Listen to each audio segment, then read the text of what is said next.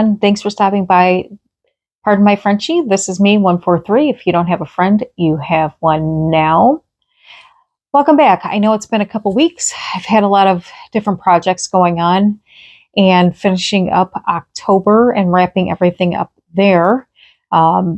Finished up the Scarecrow competition, which was kind of fun to have that going on in the county, and just a few other things there.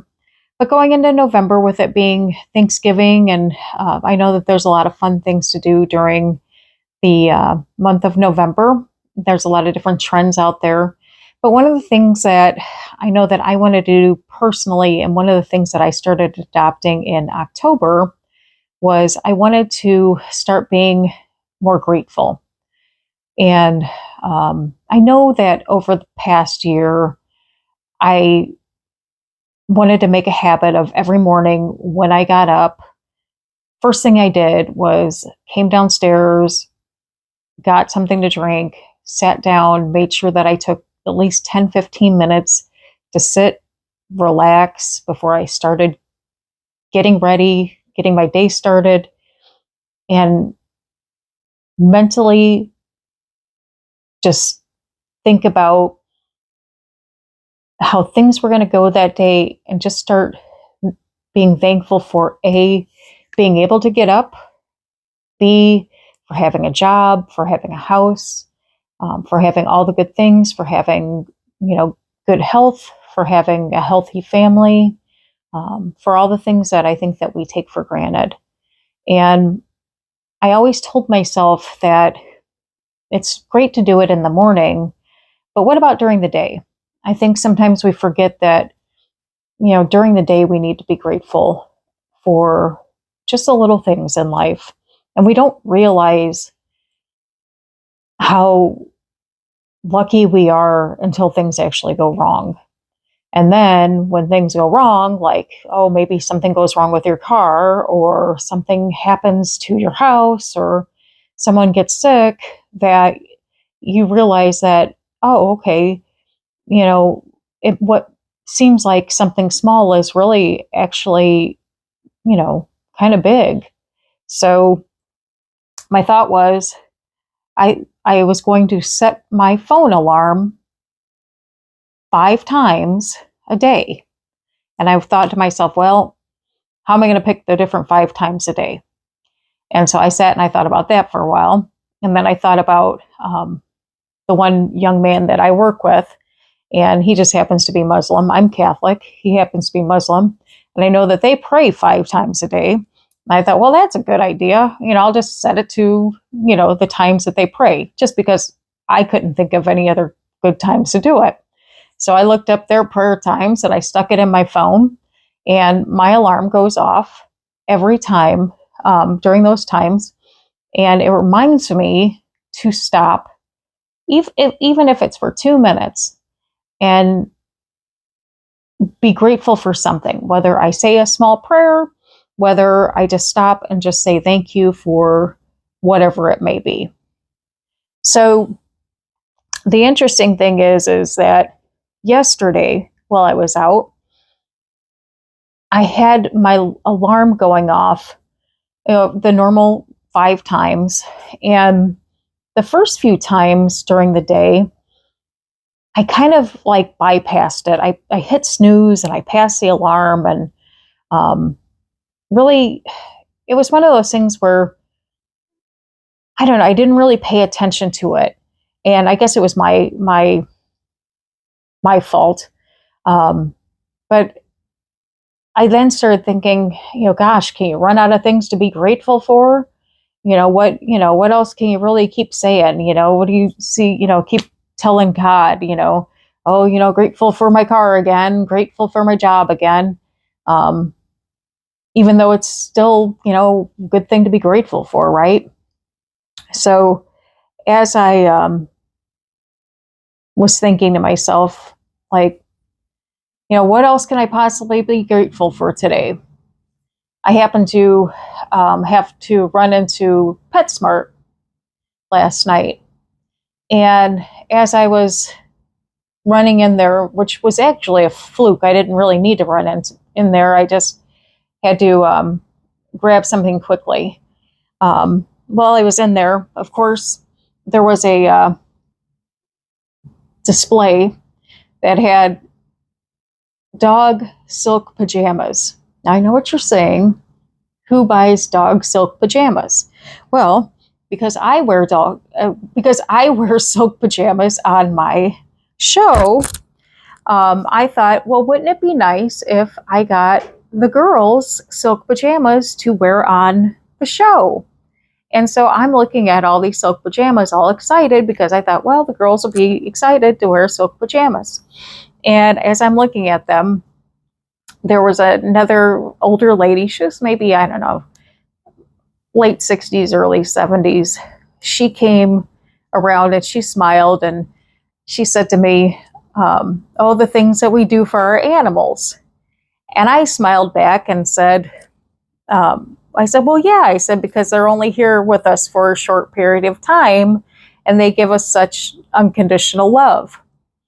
And she stopped and, smiled, and I turned and I looked, and she had a cart full of all sorts of like cages and cat litter boxes and all sorts of things. Her cart was just pretty much full. And she said, I know how you feel.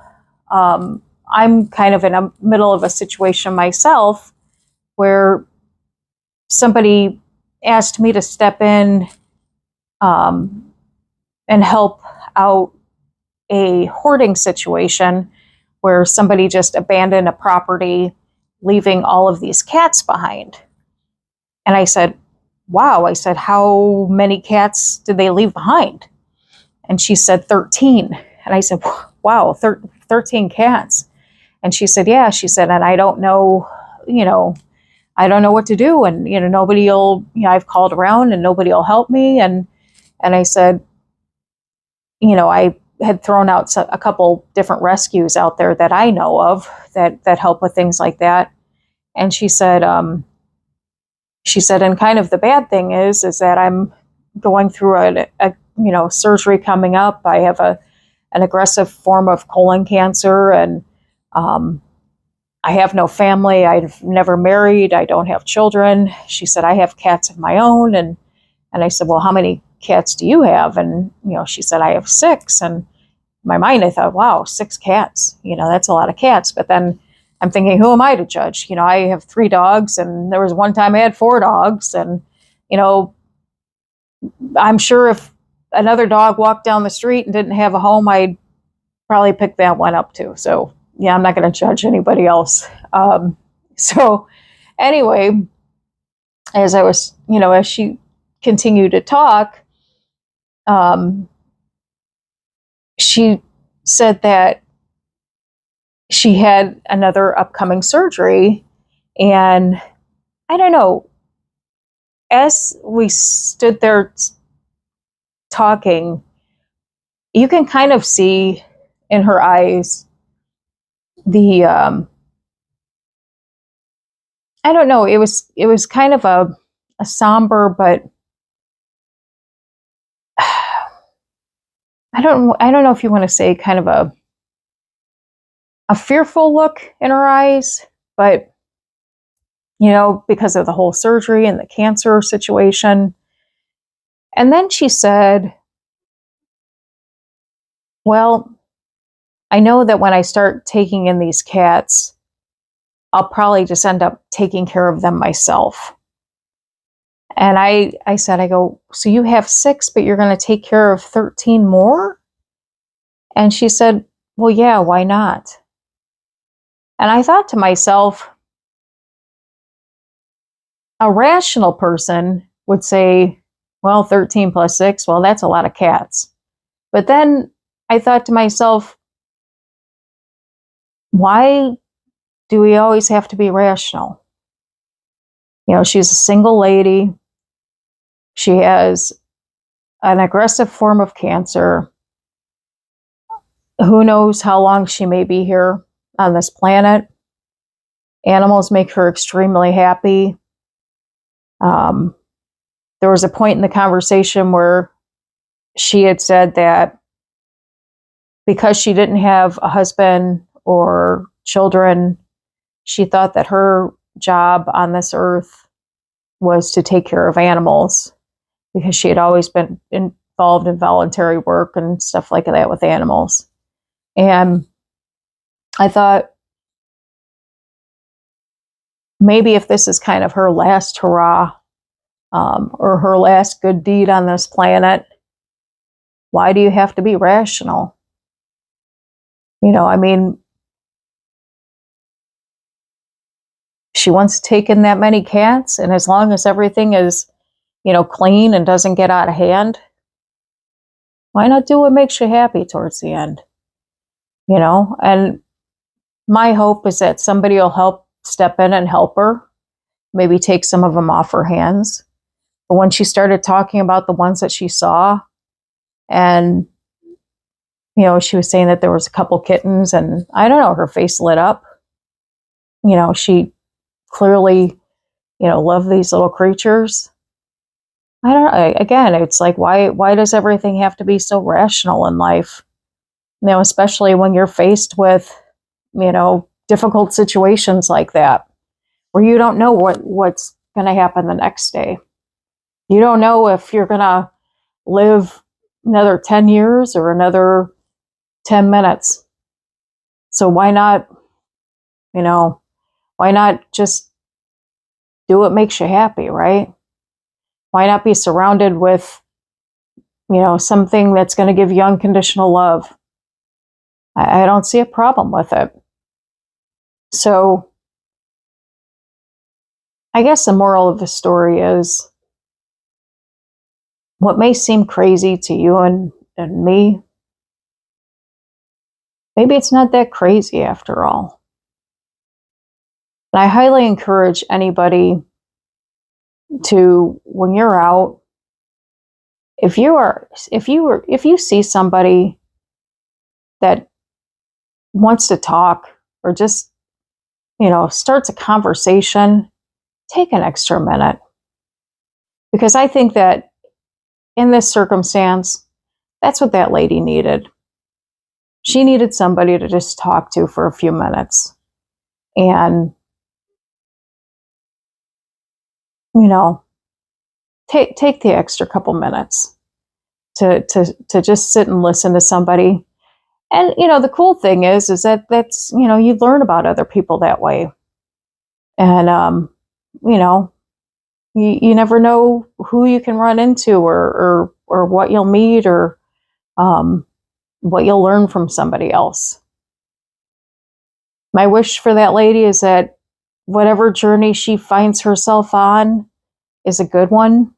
I hope that, her surgery comes out well. I hope she has another, many years on this planet to help take care of animals. And I hope they bring her joy, because I know that, my 3 monsters bring me joy. And, I just hope that people keep opening their hearts and their doors to other people, and other just situations. So that's my story for this week. Until next week, if you don't have a friend, you have one now. Thanks for stopping by. This is me, 143. If you don't have a friend, you have one now. Pardon my Frenchie. Make sure you hit that like and subscribe button. I will see you later. Have a good night. Bye-bye.